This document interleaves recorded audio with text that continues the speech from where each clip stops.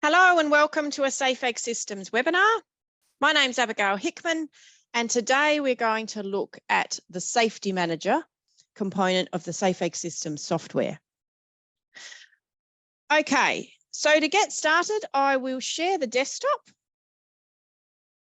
Okay, so hopefully you can now see the desktop of the safeagsystems software.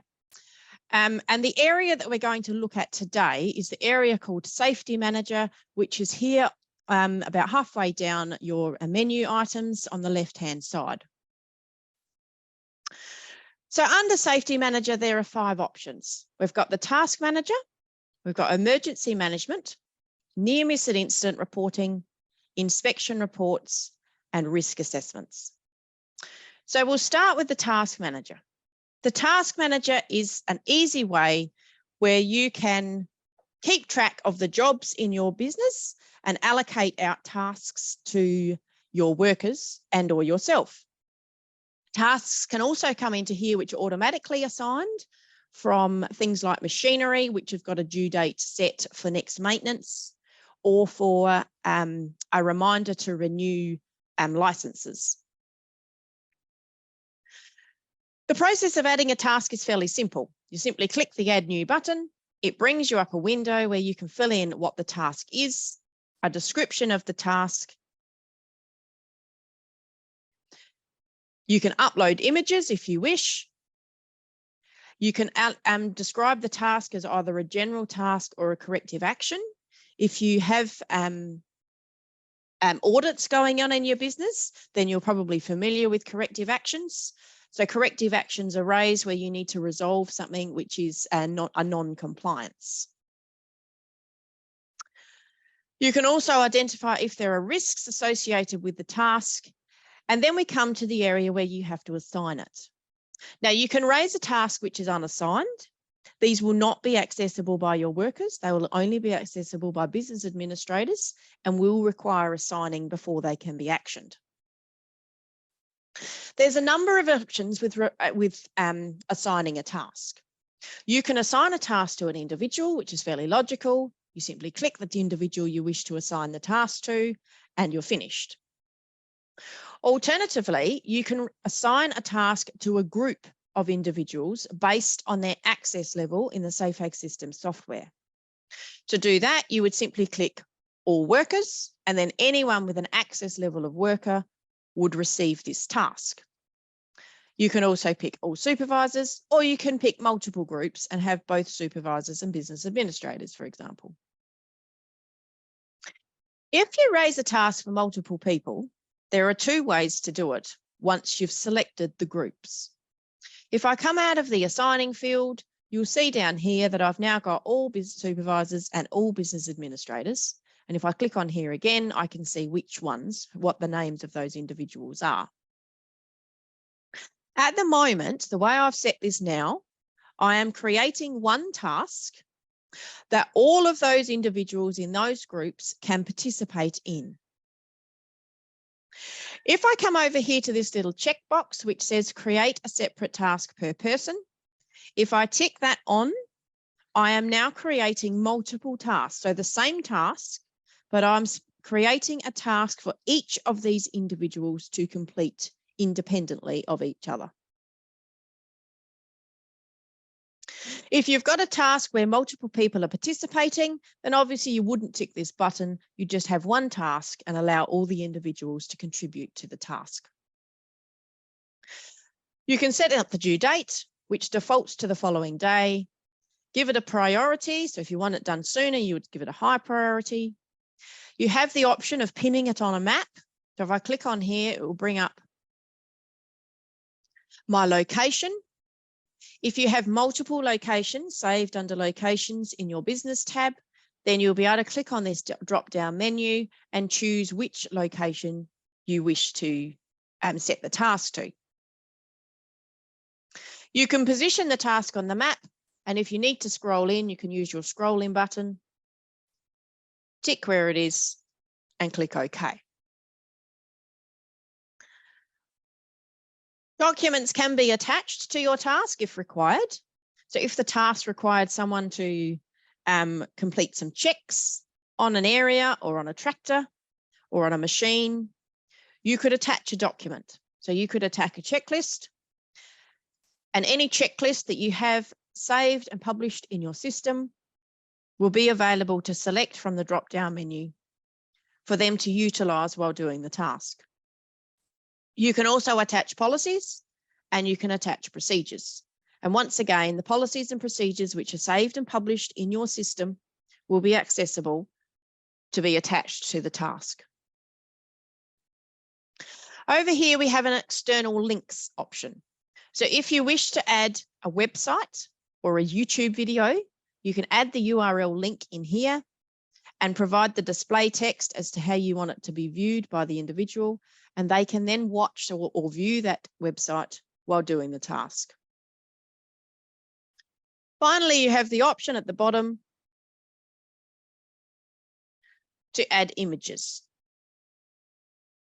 So once you've created your task, you click save. Because I haven't finished all the detail here, I'm going to click cancel. So once you've saved a task, it'll be listed here as not started, and your assignees will be shown under the assignee field. So from the desktop, you have a number of options to manage your tasks. From the right-hand menu, you have a 3 dots, and under that, you can withdraw a task, you can print a task if required, you can edit a task, view a task, or delete a task. If you wish to undertake bulk actions to a task, i.e. multiple tasks need the same action taken, you can click multiple tasks and then select either complete, print, or archive and click apply. Across the top here, you have a number of options for searching on tasks. So you can search by keyword, or you can search by status. You can search by due date. You can search by assignee, by priority. So if you wish to look at all high priority tasks. Current, you can also view your archive tasks or all of them, which includes both archived and current. And finally, you can sort by type. So under here, you have the option of selecting by corrective action or general, an audit follow-up, or a checklist follow-up.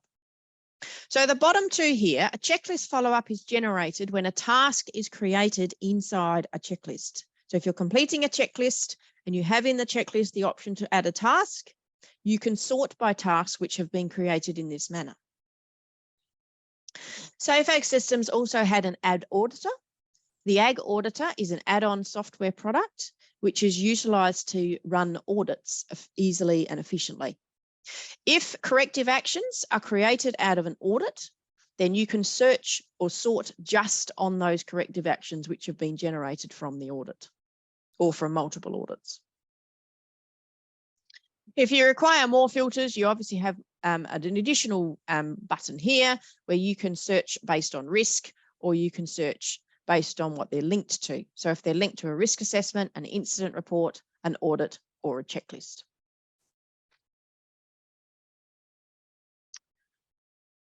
Okay.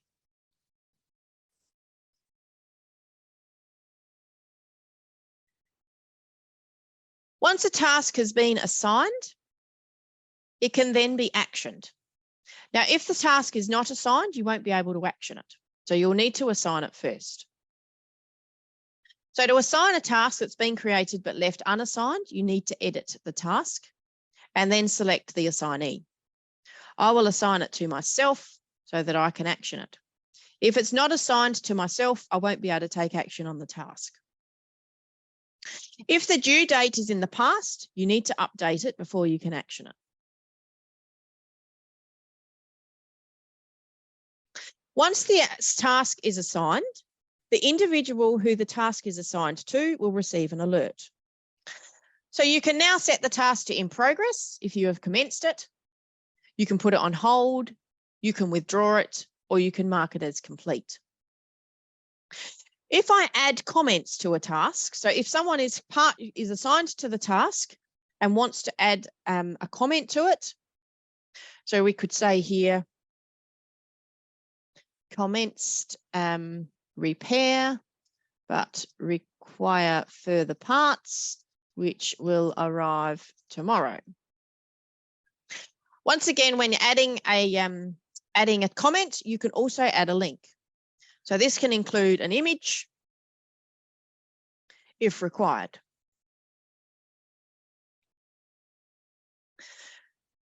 So this little icon here will add the comment to the task.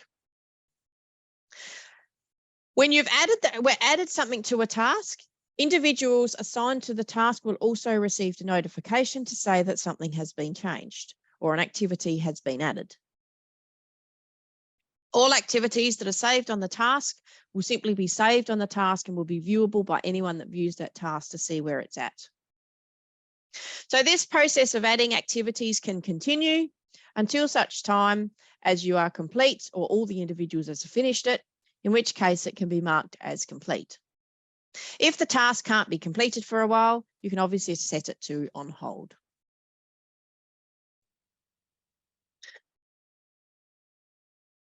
So that's the process for managing tasks. We'll now move on to the emergency management tab. So the emergency management tab is where you complete your emergency management plan. This is not an area that you'll probably access many times. This is an area where you'll come in, set it up, and once set, you've then created the information where people can access it from the app and can use it if an emergency should occur. The emergency section is related to the location. So you will not be able to set up an emergency management plan unless you have created locations under business and locations. So if we look at the business and locations in here, I have mapped out 5 locations. So I'll now have the option to create 5 emergency management plans. So if we go back under Safety Manager and Emergency Management Plans, up here you have a drop-down menu, and here are my 5 locations which I need to choose to select the information, to set up the information relating to emergencies.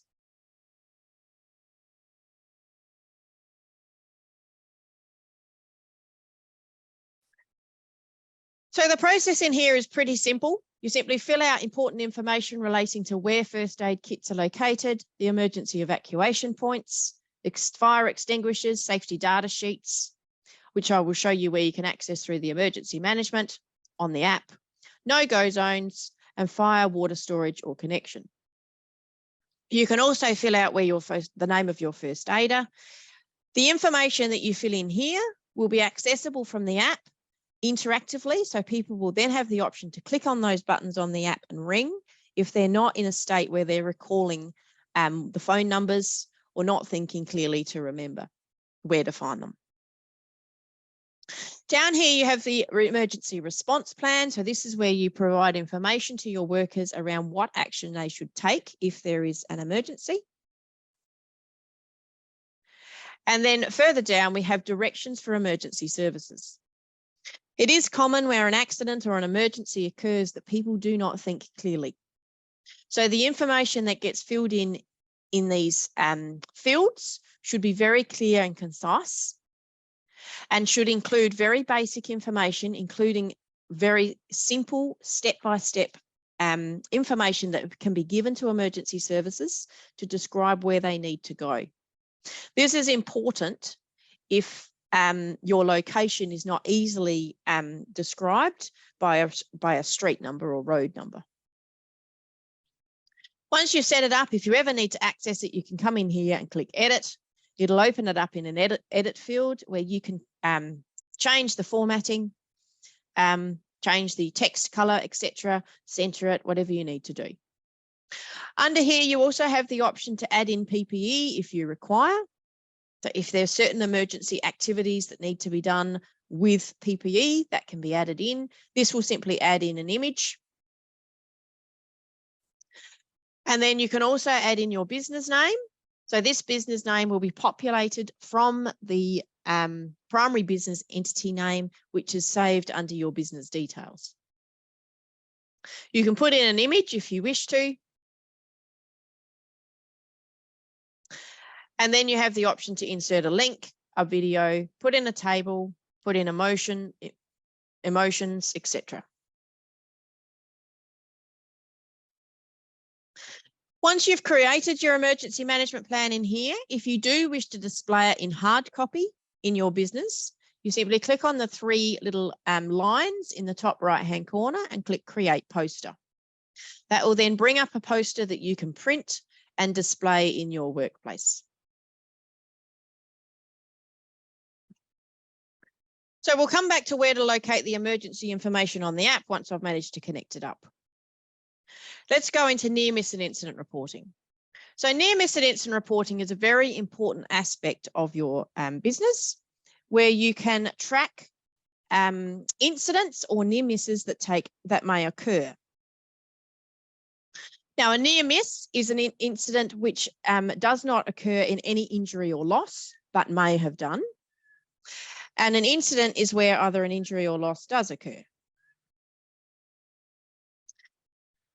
You can create a near miss and incident report from the desktop. It's probably more often that it's going to be created from the app, but you can create it from the desktop if you wish.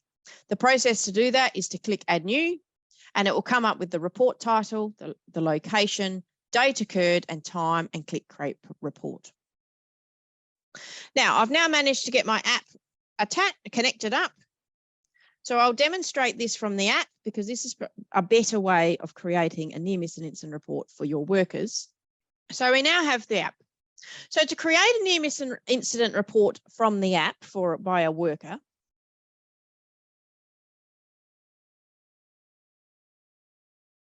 you have here the report button.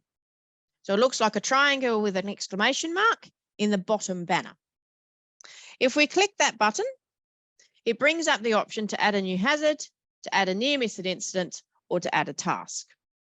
If I click on the near miss and incident report, it'll open up a field where the worker can complete the details of what has occurred. They can give it a report title,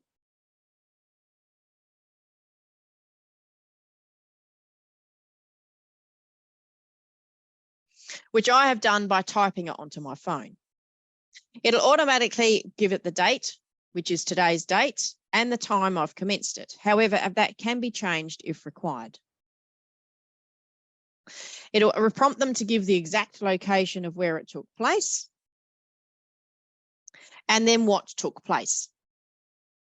Now, if they wish to use their voice to text button, all of these fields are activated to voice to text. So instead of having to sit there and type what happened, they can simply click the voice to text button and it will fill out the field. So I can put in here, slipped on an oil spill, which occurred last week when I changed the oil of the tractor. Didn't occur any injury. We can then put down here the immediate action that was taken. So once again, I can use voice to text to speed things up. Put sand over oil spill and reported to supervisor.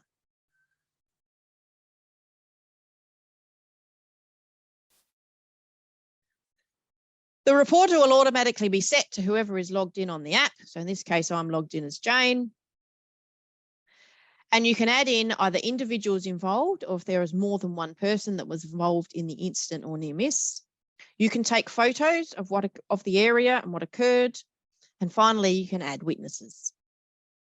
So you have under here the option when you're adding individuals associated either involved or as a witness, you have the option to choose someone that is added under your people as a user into the system, into your safeagsystems software, or if they're outside of the system, you choose other, and it will bring up a field where you can fill in their name, address, occupation, etc. Now, all of these are not compulsory other than first name and last name.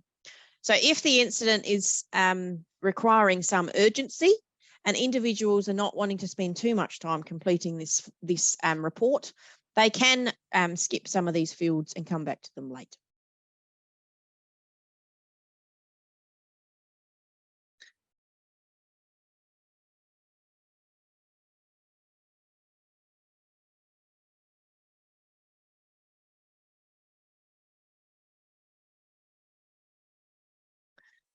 Okay, So if I now scroll to the bottom and click Save Report, that now creates a near miss and incident report.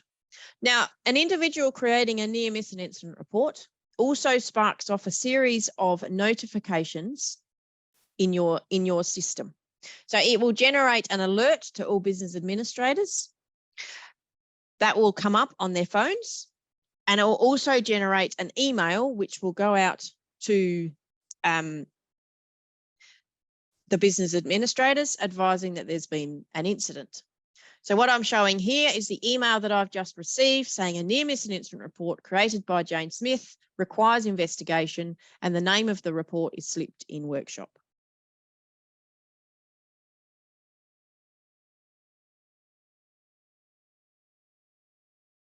Now, once a near miss and incident report has been created, you then need to investigate it. So if I come back in here to my near miss and incident reports and I refresh them, you'll see here the near miss and incident report that has just been created. And it is sitting in here with the resume option. Now, the reason it has a resume option is because it now needs investigating. While the report has been completed by the reporter, it is by no means complete as far as a near miss and incident investigation in your system. So from here, you need to click resume, and the near miss and incident report will then take you through a series of steps to investigate the incident or near miss and to identify what controls might need to be put in place. So the first screen will give you the essentials. So this covers what the reporter has provided to you, and you can go on and add further information if you wish. So if you wish to expand on the event description by talking to the individuals that were individuals, if it was more than one that were involved, you can go on and add in all that information. You can add additional photos if you require as evidence, and you can add in witnesses if there were more than one. You can also delete a witness if the witness claims they never saw it, and you can change the reporter if you require. This information obviously does not need to be changed unless it clearly is inaccurate. We want an accurate report in here of exactly what took place. Access to this is restricted. Your workers cannot come in here and change it. It has to be changed by someone in management. So once you've done that, you can click next and now move into looking at the severity of what took place. So this is around, do you feel that this event could have caused a fatality? Yes, potentially, or no. So these responses will feed into the following information that you will need to investigate. If someone got injured, you will then need to go and fill in the details of what injury took place. Did the injury require medical attention, etc.? So this form will prompt you with further questions based on the responses that you have given as you go through. Once you have finished that section, you can then move on to the Individuals tab.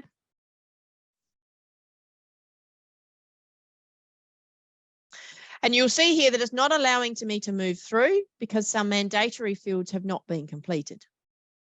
So it is a compulsory requirement that this information gets added to the near miss and incident report.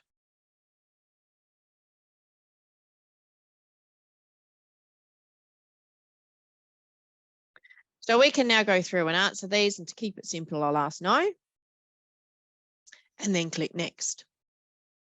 As we go through, when we click next, the information that we enter will be saved.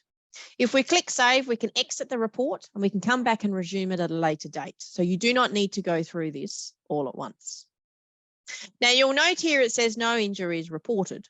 So it's not now prompting me to identify who was hurt. If I go back to the severity and say, yes, someone did get hurt, but they did not require medical attention, and click save and next,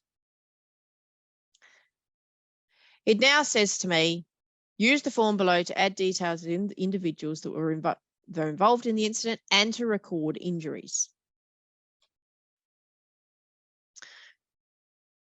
So I can now click next and say this person was not injured.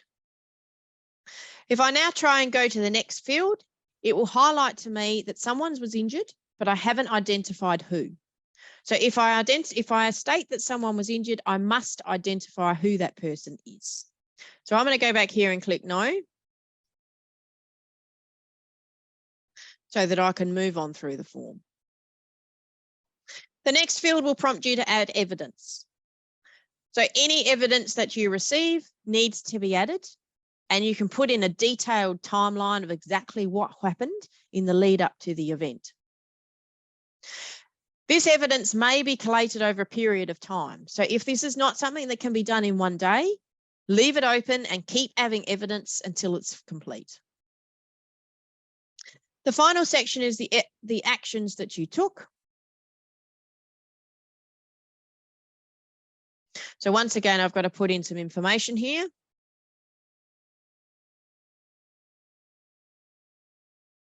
And add some investigation notes. So the final section is the action. So I will ask you if you need to investigate. Now, this is something that you will need to check through SafeWork Australia or SafeWork in your in your state. And if you're not sure and you think that it possibly should, then you should contact your local SafeWork and discuss with them whether it should be reported. You've got links here to your state-based SafeWork regulator, so that you've got easy access to call them if you need. So down here, you've then got a series of follow-ups which prompt you for what you might do to resolve it. We then click next and we come to the sign-off page. So this can be signed off by one or multiple individuals, and then once it's signed off, you click complete. That's then saved to your records where you can access it if you require down the track.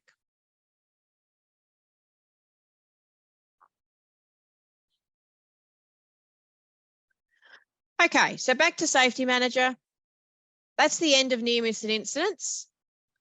I will see if my app is still connected since I reconnected it earlier, and it is. So hopefully you can now view the app, and I'm going to go back to emergency management. So the emergency management icon on here is this bottom right hand icon in your bottom section of the app. And if you click on that icon, it will open up the emergency page. So from here, individuals can select to alert for a fire or for a medical emergency. If they do that, an alert will be sent to everyone who is set to at work to advise that an alert emergency has occurred. If I click the emergency button, it tells me that it's sending an alert, and it will also place the location that I'm at on the map.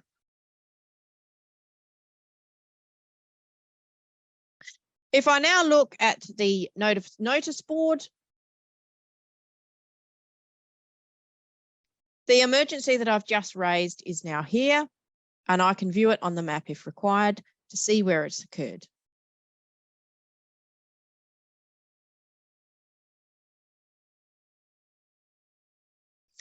That will also send an alert to business administrators via email to say that an emergency has been raised.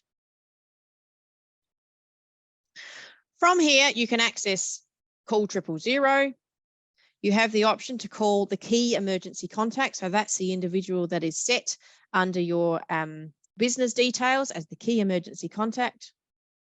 You can access health action plans. So health action plans are set under the user tile of individuals for people that may have an allergic reaction or a condition which may require urgent attention while they're at work. That has been covered in our Manage People webinar if you want to know more about setting it up. But from here, it can be accessed, and information can be accessed by workers to explain what they should do if an emergency occurs relating to that individual's health. You also have access to the material safety data sheets related to your chemicals under inventory. And finally, the emergency information, which I just explained in the emergency management tab, which we set up. So once again, this is location-based, as we set it up, location-based. And if we open it up, we have these following tabs. So we can view the emergency response plan. We can open the directions for emergency services and use them to talk in a fire or an ambulance. From here, we've got an interactive option to call the local contacts. And finally, important site information. So this relates to where the first aid kits are, the evacuation point, where you can source water, etc. Okay, so we'll now move on to the inspection reports. Now, inspection reports is currently under some change, but I will address it, and then I'll explain what the changes that's going to occur. So under documents and files, you have a section called inspections. And under inspections are a series of templates which prompt you to go around an area and inspect it for possibly hazards, but not necessarily hazards. It might relate to more things that you should do. So I'll open one of these and just demonstrate. So this is one that says hazards and risks related to remote and isolated work. And this prompts people to say, are rosters arranged so that one person is not working at once? There are special safety procedures in place, etc. So it's more of a prompt for the business owner to say, look, have I got suitable controls in place for the circumstances that we're working in? Now, if you want to do a inspection, it needs to be done from the app. You don't do inspections from the desktop. Now, all of these inspections are being transitioned into checklists. So you'll find under checklists and in our template library, if you type in inspections in the keyword,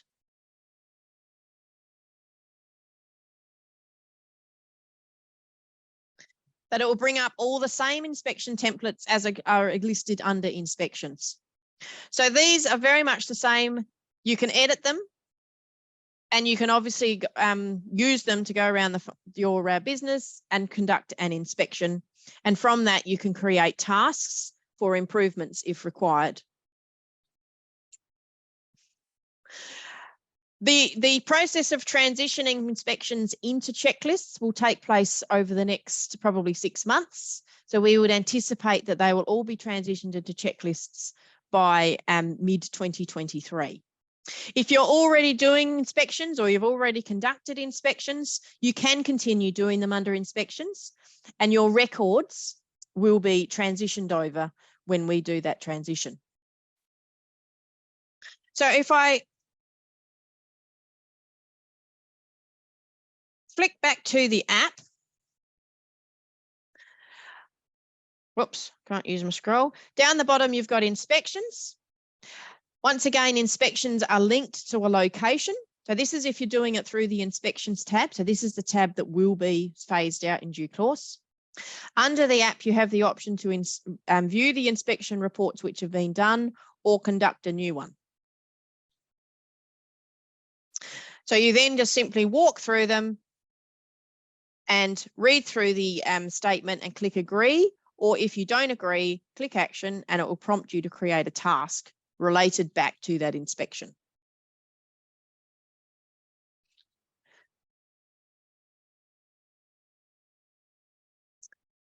So in here under Safety Manager and Inspection Reports, this is where the reports are saved once you have done an inspection or commenced an inspection. So this is where you will find them once done on the desktop. On the app, you will find them under the inspections. So the last section of the program we're going to look at today is risk assessments. Now, if you're not familiar with risk assessments can be, they can take quite a bit of time. They're a very detailed look at a hazard and how the hazard will be controlled. Now, risk assessments in our risk assessment module are based around machinery and equipment, tools, and just general hazards. So the intention of a risk assessment is that you identify a hazard and you then determine whether that hazard has a risk that needs to be controlled. And if it has a risk that needs to be controlled, you then identify the controls that should be put in place. Now, risk assessments can be done from the app as well. And if you're doing them on a machine, it's probably easier to do them from the app because you're obviously able to go out and walk around it. So I'll look at this from the app. I think it's an easier way to do it. So click into risk assessments. You've got those that are in progress, those that are approved, and those that are active. So active are risk assessments which have been completed and approved and are now there to be viewed if you need. If you want to start a new one, you click New as Risk Assessment. You decide whether you're doing it on a machinery, tool, or general hazard, and then click Next. If you're doing it on a tool, it'll ask you if that particular tool is saved into your inventory in safeagsystems. If you say yes, it'll then prompt you to choose the tool that it relates to. And then you can fill out the information relating to it. If it's in your system, it will capture the information relating to it that's saved in your inventory item. If you add it from outside of the system, so it's a tool that's not saved into your inventory, then you'll have to add in the information. So it'll then prompt you through a series of questions with a yes or no. So is there an emergency stop button or lanyard? Yes. Can anyone be injured due to the stop not being prominent, stop not accessible, stop not functioning, or other, or none of the above? So I continue working through the risk assessment. And if I say yes to any of these, it'll then come up and prompt me to identify the risk that is related to it. So for those of you that are used to a risk matrix, this risk matrix is built into the risk assessment. So I'll then ask you, what is the inherent risk? So that is based on what is the likelihood of someone getting hurt. So if I say it's possible, and what is the consequence of someone being hurt? If I said it was major, and then click next, it's then going to determine based on my responses what the inherent risk is. And in this case, it's high. If a risk is identified as either high or medium, it will need to have controls put in place. If it's low, you have the option of either putting controls in place or saying the hot controls are sufficient. So I now work through the hierarchy of controls. So the hierarchy of controls is a set matrix or set system, commonly used by safety managers to control a risk. So it will always start out saying, can you eliminate, which is the preferred method of control. If you say yes, it will say add the action for how you're going to do it and provide details. So add action is to add a task and you can provide details. If you say no, it then says, can you substitute the item or the risk? Can you isolate? So that's essentially putting in a barrier so that you can't get. So to demonstrate this, to eliminate would be that you would have to eliminate the potential for entanglement in this particular case. Now, we probably can't do that for a grinder. So we'll say, no, that can't be done. Can we substitute the grinder for something else? No, we can't. Can we isolate the item or the risk? Now, in this particular case, we need to access the grinder. So I'm going to say no. And then it will say, can you put an engineering solution in place? So the answer here would be yes. And we will say guards are fitted.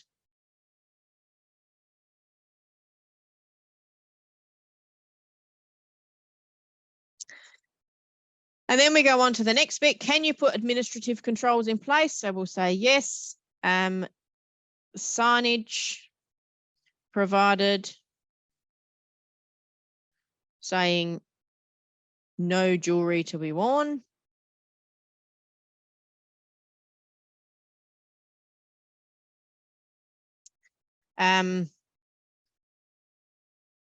SOP in place. And training provided.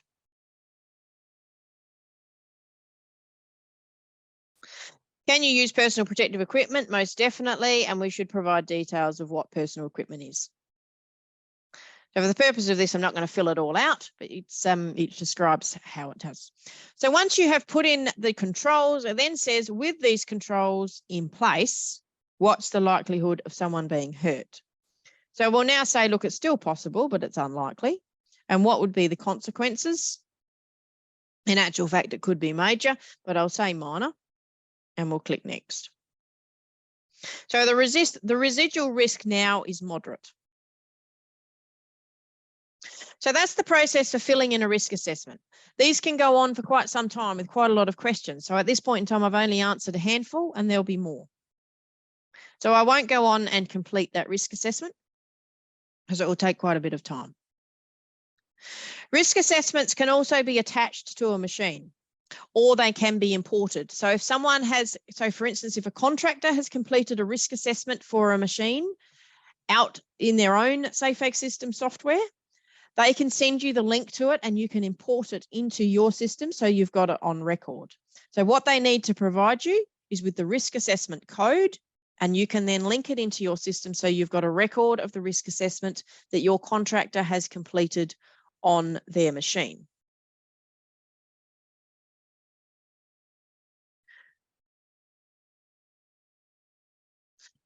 Okay, so I'll just go back to the desktop now. If you open a risk assessment, you can view it. You can email it to yourself if you wish to, so you can go through and have a look at what controls were put in place. And you can obviously review it, which would be to edit it.